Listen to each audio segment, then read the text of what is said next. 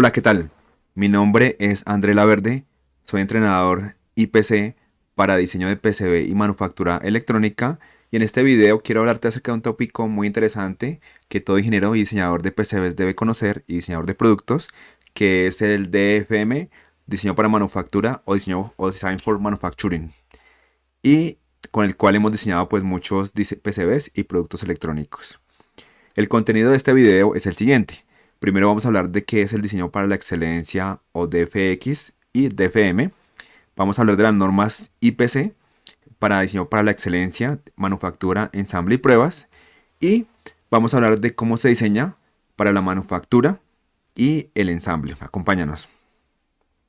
Primero que todo vamos a hablar acerca de qué es DFM o DFX. Bueno, resulta que DFM pues tiene muchos conceptos y significados dependiendo de la empresa y del contexto.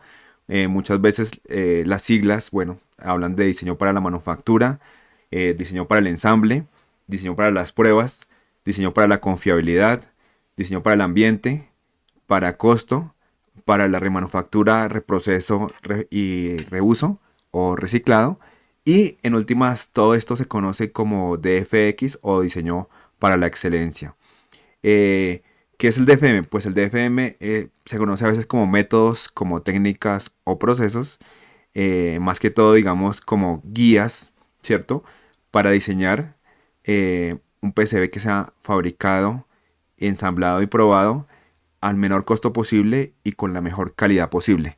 Entonces digamos que el DFM o DFX pues involucra conocer muy bien y visualizar muy bien desde una temprana etapa del diseño, desde la planeación, todos los aspectos relativos a la fabricación, las consideraciones eléctricas, las pruebas, los aspectos mecánicos y de ensamble, pues para que en últimas el producto no falle o no tenga problemas con estos aspectos.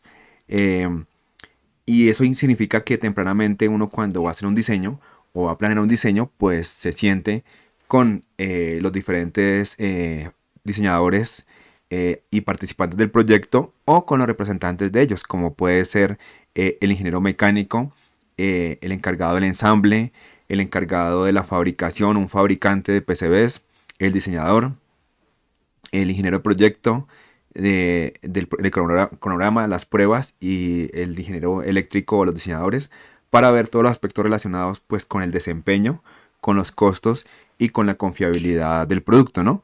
Y de tal manera que el PCB pues se pueda rutear, se pueda ensamblar sin ningún problema, ¿sí? Cumplamos con los requerimientos del cliente y que cumpla con los aspectos mecánicos, térmicos, de confiabilidad y que pueda ser fabricado, ensamblado y probado sin ningún problema. Eso es lo que queremos, ¿no? Además que desde el punto de vista del diseño, pues se fijan todos los conceptos, ¿sí? Y se diseña, digamos, de tal manera que más adelante en la fabricación o en el ciclo de vida útil, pues se tendrán incrementos en los costos, ¿cierto? En la confiabilidad, ¿cierto? Y en el suministro de componentes debido a las decisiones de diseño que se tomaron pues en esta etapa. Entonces por eso es muy importante el que desde el punto de vista del diseño miremos cuál va a ser la manufactura, cuáles van a ser esos costos de manufactura asociados, porque una vez se termine el diseño, pues en la validación, en la producción, pues esos costos, si cometemos errores o si no los tenemos en cuenta, se van a incrementar, ¿sí? Por mucho. Y esto significa, pues, desde el punto de vista del diseño, pues balancear tanto el desempeño como el costo, el riesgo y pues los requerimientos del cliente, ¿no?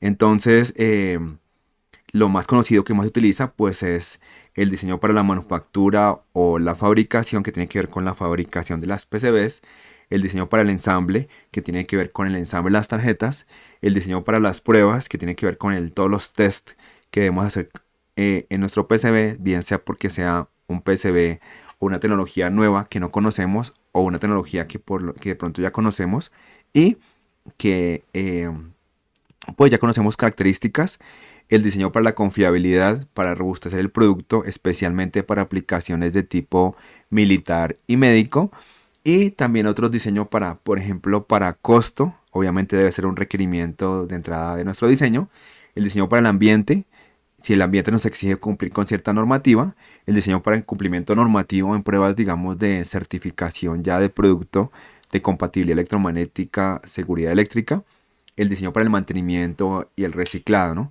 Todos estos aspectos, pues, digamos, confluyen en estrategias, en técnicas de diseño que debemos seguir, ¿sí? De abajo hacia arriba, dependiendo, digamos, de la etapa en la que esté nuestro diseño, si es nuestro primer prototipo, nuestro segundo o a lo mejor un tercer o cuarto prototipo o ya el lanzamiento a la producción que estemos realizando. Entonces para eso pues las empresas a veces cuentan con aplicativos de software, ¿cierto? Con documentos guía o lineamientos o con listas de chequeo o checklist que le permiten pues digamos en cada etapa, según las decisiones de diseño, pues diseñar para la manufactura, para el ensamble, la fabricación o para el costo, la confiabilidad o las pruebas dependiendo de las decisiones de diseño y de la complejidad y la madurez del producto. Entonces vamos a ver ahora las normas IPC para DFX o para diseño para manufactura, ensamble y pruebas. La norma, digamos, IPC más conocida para esto es la IPC 2231, que habla sobre esas buenas prácticas de la industria y nos ayuda, digamos, que a armar nuestros propios análisis y listas de chequeo de diseño para manufactura, ensamble, pruebas y todo lo que necesitemos o diseño para la excelencia. Entonces, digamos que ella nos da esas herramientas, pues, de base, digamos, básicas, para de allá arriba, pues, armar nuestras herramientas para diseño para lo que necesitemos o diseño para la excelencia. Igual también las demás normas IPC como la familia de diseño, la 2220, la 7351, nos ayuda, digamos, a diseñar, ¿cierto? De acuerdo a la fabricación, ¿sí? De acuerdo al ensamble, a las pruebas, ¿no? Asimismo, los requisitos de aceptación de PCBs, la documentación, la J estándar 001, la 610, pues también nos dan lineamientos de cómo ensamblar o del diseño para la reparación. Muchas de ellas, digamos, no son específicamente unas normas, digamos, de diseño para la excelencia en la manufactura, pero digamos que estudiándolas y viéndolas desde el punto de vista de la fabricación, del ensamble o de la reparación, el diseñador puede anticiparse y crear sus propias herramientas de diseño ¿cierto? Para poder cumplir con esos aspectos, ¿sí? Y pues hay muchas más normas IPC que nos pueden ayudar a complementar esa tarea. Entonces entremos un poquito en materia y miremos cómo se diseña para la manufactura, ¿cierto? Entonces, como les decía, pues el diseño para la manufactura es el proceso de optimizar el diseño para que se pueda construir, ¿sí? Con la más alta calidad y al menor costo posible, ¿no? O que el PCB pueda ser fabricado, funcional, ensamblado, probado y a la vez confiable, sin problemas, ¿no? Desde el punto de vista del diseño que yo diseñé para que podamos tener, al final obtener un PCB que se fabrique, ensamble, pruebe y que sea confiable, ¿cierto? Entonces resulta que digamos que se conoce a veces, se mezclan los conceptos, a veces se habla del diseño para la manufactura como diseño para la fabricación solamente o como el diseño para la fabricación y también el ensamble. Entonces a veces se le llama, en algunos países pues se le llama la manufactura el hecho de tener el PCB fabricado y ensamblado. Eso depende pues digamos del país y del contexto en que estemos trabajando. Esto implica, digamos, que el diseñador pues conozca los procesos básicos para fabricar un PCB. Entonces sería muy bueno si uno como diseñador pudiera ir a una fábrica, ¿cierto? A una ensambladora y conocer de primera mano, hacer una visita y conocer cómo se realizan esos procesos, digamos, de fabricación y de ensamble de PCB. Y de primera mano pues conocer como los problemas, los defectos y los errores que, digamos, los fabricantes ven, ¿sí? Que comúnmente comunican a los diseñadores y pues que implican tiempo, trabajo y desgaste, ¿no? Y esfuerzo. Entonces es muy importante pues esa comunicación con el fabricante, esa visita, ¿sí? Y ese contacto estrecho para que lo que fabriquemos pues no tenga errores, no pase por muchas revisiones, inspecciones, modificaciones, no quede estancado de tal manera que no se fabrique y tengamos retrasos pues en nuestro proceso ya de fabricación y de pruebas para nuestro PCB. Entonces esto implica pues conocerlo y también que hay muchas normas IPC que aplican para cada uno de esos procesos de fabricación, ¿sí? En la parte, digamos, de metalizado, de alistamiento de químicos, de laminados, de prensado, de metalizado, de determinados metálicos, determinados no metálicos. Y esto pues está desde el punto de vista del fabricante, ¿no? Desde el punto de vista de la fabricación, pues los procesos básicos son los siguientes, vamos a describirlos un poquito porque es importante como diseñador. Entonces, lo primero es que la información del archivo CAD se pasa a archivos, digamos, de máquina, ¿cierto? Se alistan esas películas eh, para ser transferidas al PCB, ¿cierto? Cuando a veces hay errores en los Gerbers, esos errores, aunque no son tan comunes, pero pasan en algunos casos, pueden dar problemas a que de una vez se mande a fabricar mal, ¿cierto? Por eso a veces se pide más documentación o a veces los archivos Gerbers con otro formato más actualizado para no tener problemas.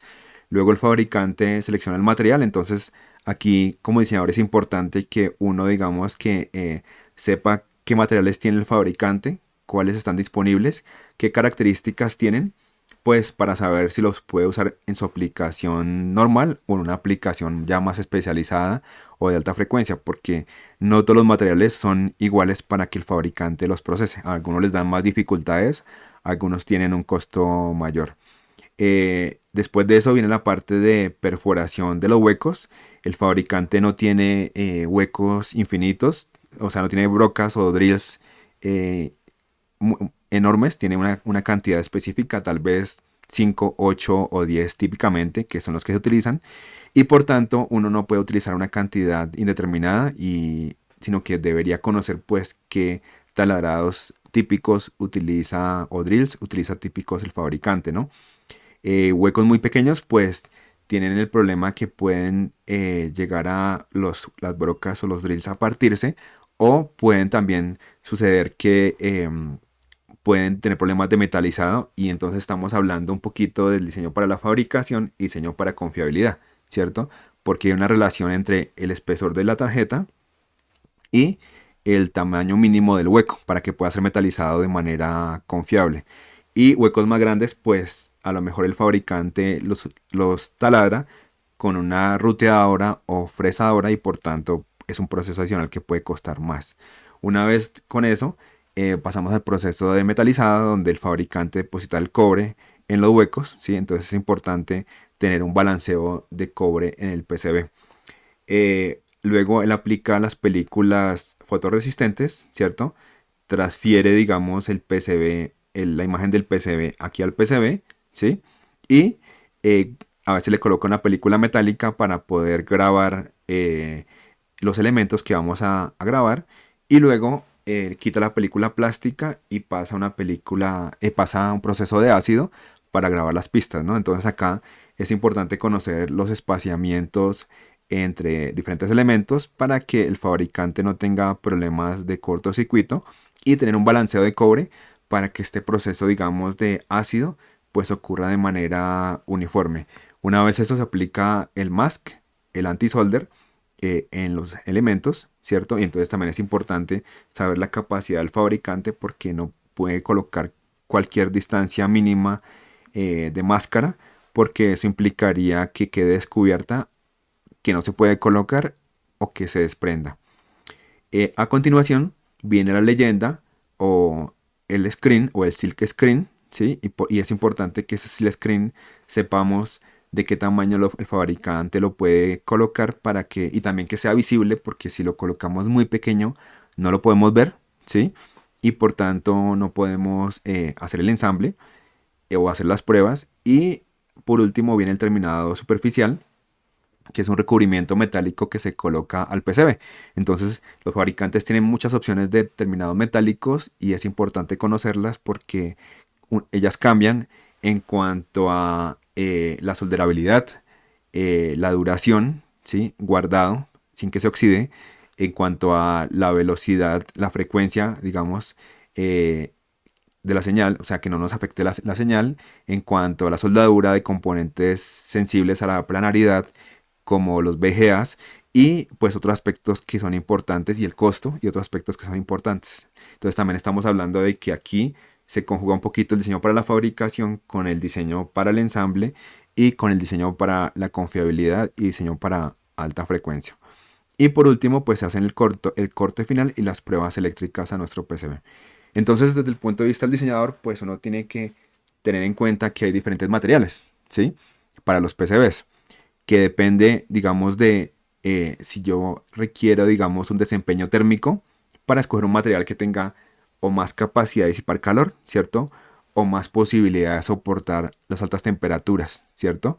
Eh, que soporte digamos que podemos trabajar en alta frecuencia, ¿cierto? Sin que tenga, digamos, pues que tenga una constante dieléctrica razonable, que tenga estabilidad dimensional, que se comporte bien el prensado multicapa cuando trabajamos PCBs de más de 10 capas, que se pueda mecanizar y que se puedan soportar componentes, bueno, Through-Hole, digamos, y por último, digamos que este mapa de selección pues va de la mayor complejidad que está arriba a la menor complejidad, y esto implica, digamos, cambios y consideraciones de acuerdo a la pila del multicapa, ¿cierto? Al balanceo del cobre, al ancho de la pista, a las vías, la tecnología de vías, ¿cierto?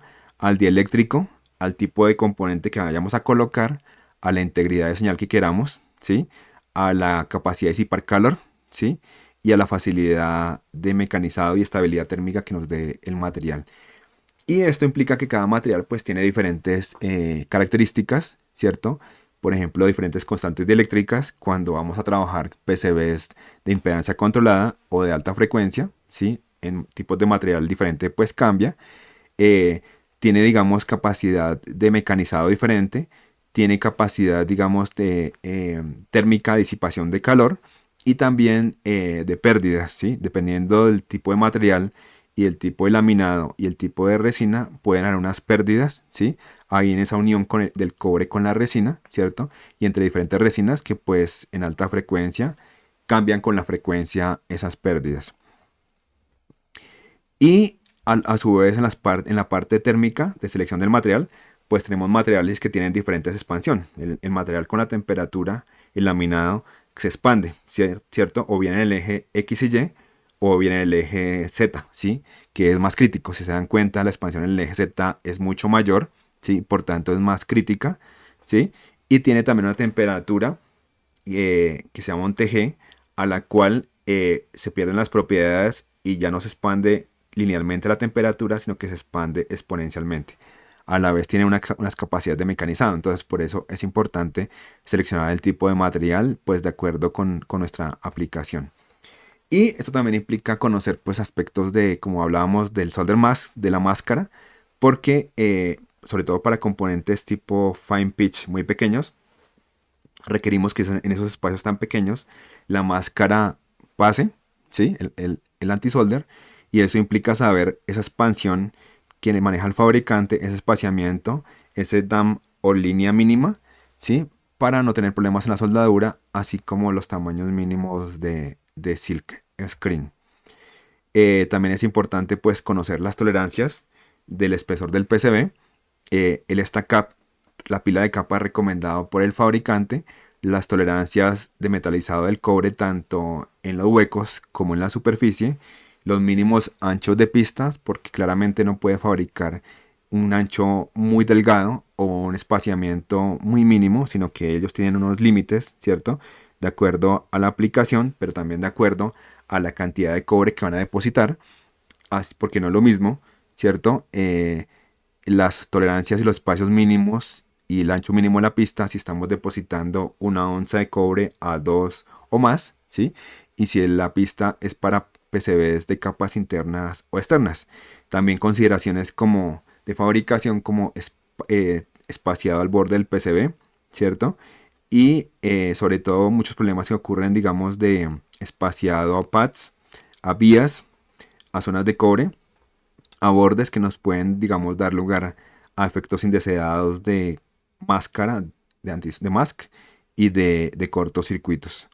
Y esto pues implica conocer esas consideraciones, esos espaciamientos, esas especificaciones que nos da el fabricante de espacios mínimos de zonas de cobre, ¿no? De pistas a pads, a vías, ¿sí? De vía a vía, ¿sí? De vía a borde, de vía a pad, eh, de diferentes tipos de pads, bien sea para VGAs, de diferentes espaciamientos en zonas de cobre. Todo eso hace parte, digamos, de conocer el diseño para la fabricación, para poder diseñar un PCB que sea fabricado fácilmente. El balanceo de cobre es importantísimo porque uno no se da cuenta, pero entonces para un fabricante es difícil cuando uno tiene un PCB que por una capa tiene muy poco cobre y por la otra capa mucho cobre, ¿cierto? Y también en un PCB de 4 capas. Entonces es importante ese balanceo porque da a nuestro PCB rigidez, estabilidad mecánica y también posiblemente estabilidad térmica. Entonces las capas centrales pues deben tener ese cobre sólido. Y a su vez pues hay que tener en cuenta un factor de pérdidas porque nuestras pistas no son totalmente rectangulares, sino que por el proceso de ácido pueden llegar a ser un poquito, digamos, con una entrada de cobre a los lados y eso nos puede causar para alta frecuencia ciertas pérdidas. Igual de lo que hablamos de los diferentes tipos de terminados, ¿no? Hay metalizado estaño plomo, metalizado terminado o finishing en oro, en estaño blanco, ¿sí? En plata, ¿sí? Y en otros tipos determinados que dependiendo, digamos, de las casas de materiales que a veces se dan en este momento, pues pueden llegar a ser o más caros o aparecer nuevas tecnologías. Y eso, por ejemplo, en caso de componentes tipo VGA o componentes QFN, es muy crítico porque necesitamos un terminado totalmente plano, como puede ser en estaño blanco, ¿cierto? O en oro o en plata, que nos garantice la planariedad para la soldadura del VGA. Igual conocer los diferentes tipos de tapados o tenting o tented que se utilizan para cubrir las vías porque nos da problemas de confiabilidad. Si estamos hablando de alta frecuencia, entonces es importante saber que los materiales pues tienen unas pérdidas de acuerdo a la frecuencia de operación, ¿sí? Y que los materiales, ese tejido, digamos, de la fibra y la resina, no es uniforme, sino que hay ciertos tipos determinados que tienen la fibra más junta y menos resina, y eso nos da implicaciones en alta frecuencia. En alta frecuencia la pista encuentra como vacíos y pues puede dar lugar a ciertas irregularidades como cuando estaba viajando, ¿no? Y en alta frecuencia pues tenemos que tener en cuenta la constante eléctrica que nos define la impedancia, ¿cierto? Entre otros elementos, el factor de pérdidas, ¿sí? La temperatura de descomposición, la temperatura de transición de vidrio y la conductividad térmica y también el costo, digamos, que implican ciertos materiales para alta frecuencia. Y si estamos hablando de control de impedancia, pues más aún comunicación con el fabricante, porque de acuerdo a la configuración de línea de transmisión que queramos, pues el fabricante nos recomienda esas configuraciones para lograr la impedancia de alta frecuencia que queramos, ¿no? Entonces aquí el fabricante debemos trabajar con él para que nos dé el control de impedancia, el stack recomendado para ese control de impedancia, ¿sí? De acuerdo a la arquitectura o naturaleza, digamos, de nuestro PCB, de las pistas que vamos a rutear. Si estamos hablando, digamos, de pistas que van solas o pistas con par diferencial, pues tenemos que tener en cuenta esa configuración recomendada, si es esta capa y esa pila de capas y ese material recomendado para que la podamos lograr ese control de esa impedancia específica que necesitamos. Y si estamos hablando, por ejemplo, de HDI, de alta densidad, y requerimos trabajar con VGAs, entonces debemos también tener en cuenta tanto la vía, ¿cierto? La vía enterrada o vía ciega recomendada que nos da el fabricante, las conexiones disponibles para poder hacer ese diseño de PCB y dependiendo de la VGA que estemos trabajando, la configuración que adecuada, dependiendo del pitch de la VGA, si estamos hablando, digamos, de vía en pad, ¿sí? O de dog bond común y corriente, o de otras configuraciones de microvías. Y pues ya también requerimos conocer las configuraciones que el fabricante nos ofrece de vías tanto enterradas como ciegas, de vías que nos puede dar apiladas, ¿sí? O encadenadas, ¿cierto? En escalera. Y esa configuración recomendada dependiendo de las capas que vayamos a utilizar. Y asimismo las reglas de distancia entre las vías, ¿cierto? El anillo anular mínimo y de las diferentes capas, ¿no? Entonces puede haber muchas configuraciones para alta densidad, tipo 1, tipo 2 o tipo 3, dependiendo de la profundidad a la que queramos llegar, dependiendo de lo que nos ofrezca el fabricante, ¿sí? Dependiendo de la configuración óptima, ¿sí? O bien sea vías enterradas y vías ciegas externamente, ¿cierto? De la capa 1 a la capa 2 o más, ¿cierto? Combinadas con vías en escalera, ¿cierto? O en pila estacada, ¿no? Entonces digamos que aquí ya hemos hablado de diferentes especificaciones, pero como básico, uno como diseñador pues debería tener consideración de ciertas especificaciones básicas. O sea, cuando mandamos a fabricar nuestro PCB al fabricante, pues deberíamos como mínimo especificar la clase de desempeño IPC a la que pertenece nuestro producto. Si es un producto clase 1, electrodoméstico o de servicio de electrónica general, si es un producto clase 2 de electrónica industrial o de servicio dedicado, o si es un producto clase 3 de alta confiabilidad, equipo militar o médico, y de acuerdo a eso, pues el nivel de producibilidad que esperamos que sea el más básico, el A, pues para que no se incrementen los costos, el tipo de material utilizado, como hemos visto, que necesitamos, ¿sí? El número de capas que va a tener nuestro PCB, la cantidad de PCB, el espesor de la placa, porque eso también tiene, aquí también estamos hablando de diseño para fabricación y diseño para confiabilidad, igual que con las vías, también entre más rígida, más gruesa sea la capa, pues más rigidez mecánica va a tener y por tanto más soporte para vibraciones, choques y golpes. Y más delgada, pues va a tener un espacio más pequeño, pero va a ser un poquito más frágil. Lo mismo que el espesor de cobre, pues a veces para aplicaciones de alta potencia se requiere un espesor de tal vez 70 micrómetros o más, pero eso tiene un costo mucho mayor y nos ayuda en la parte de confiabilidad.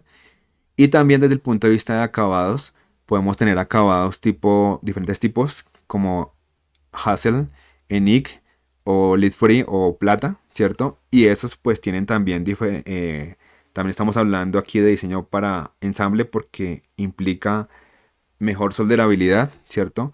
Mejor confiabilidad y en alta frecuencia mejor integridad de la señal. Igual que especificar como mínimo el mask que vamos a utilizar, ¿sí? Saber la distancia mínima que nos ofrece el fabricante, como vimos para el pitch de los componentes, y el tamaño óptimo de la silk screen o del silk para que sea visible para nuestro proceso de ensamble. Igual que las vías, teniendo presente su mínimo anillo anular, porque esto también tiene implicaciones en la confiabilidad, ¿sí? Y en el formado de la soldadura para componentes through-hole o de inserción, y entonces estamos hablando de diseño para ensamble, ¿sí? La perforación mínima, porque como hablamos, tiene implicación de diseño para confiabilidad, porque si esa perforación es muy pequeña y el PCB es muy grueso y no se puede metalizar correctamente, entonces vamos a tener problemas de desprendimientos y por tanto de confiabilidad, ¿sí? Y también esto tiene que ver con diseño para costo, el ancho de las pistas y el espaciamiento también respetando el mínimo, pero también hay que tener en cuenta que entre más juntas estén las pistas puede haber más problemas de inductancia de acople mutuo, ¿sí? Y de distorsión de cruce y por tanto de integridad de señal.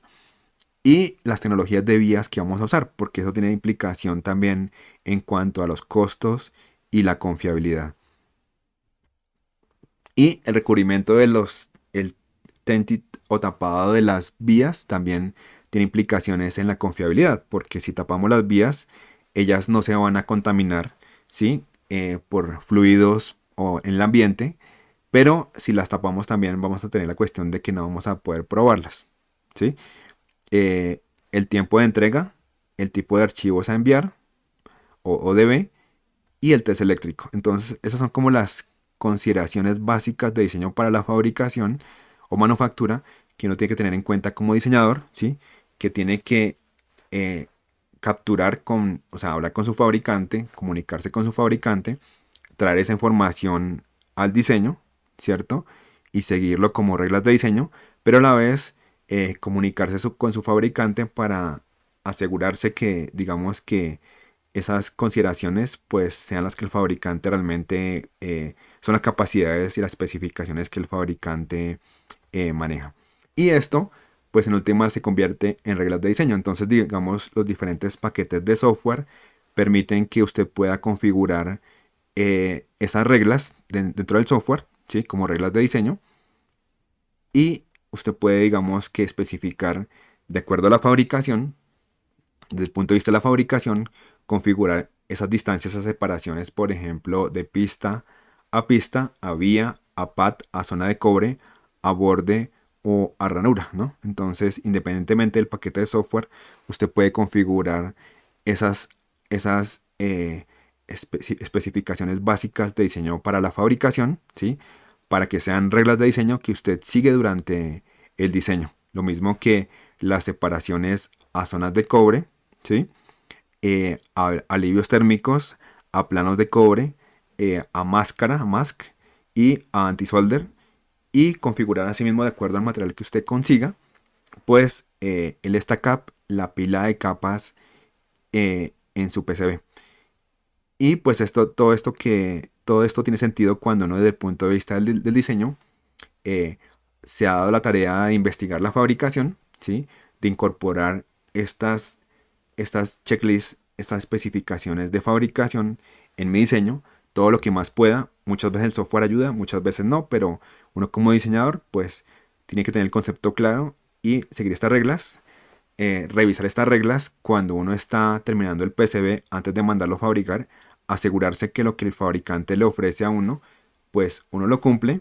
A veces fabricantes, hay software que revisan esa parte de la fabricación, del diseño para fabricación, o hay fabricantes de PCBs que en sus plataformas uno puede subir los archivos de fabricación y ellos revisan y hacen una fabricación de DFM, de diseño para manufactura, y le dicen lo que uno está mal para corregir, ¿sí? Entonces, bueno, eh, llegamos al final del video. Les pido por favor que se suscriban a este canal, que nos dejen algunos comentarios que quisieran ustedes más saber acerca del diseño para la fabricación, el ensamble o las pruebas, que compartan este video para llegar a muchas más personas. Y en siguientes videos vamos a hablar del diseño para el ensamble, diseño para pruebas, confiabilidad, diseño para costo y otros diseños para, como el diseño para el ambiente y el cumplimiento. Los invito, digamos, a conocer más acerca de las normas IPC de diseño para manufactura, a certificarse como SIT, diseñador de PCB, o a conocer acerca de nuestros cursos de diseño para manufactura, DFM o diseño para PCB. Adiós.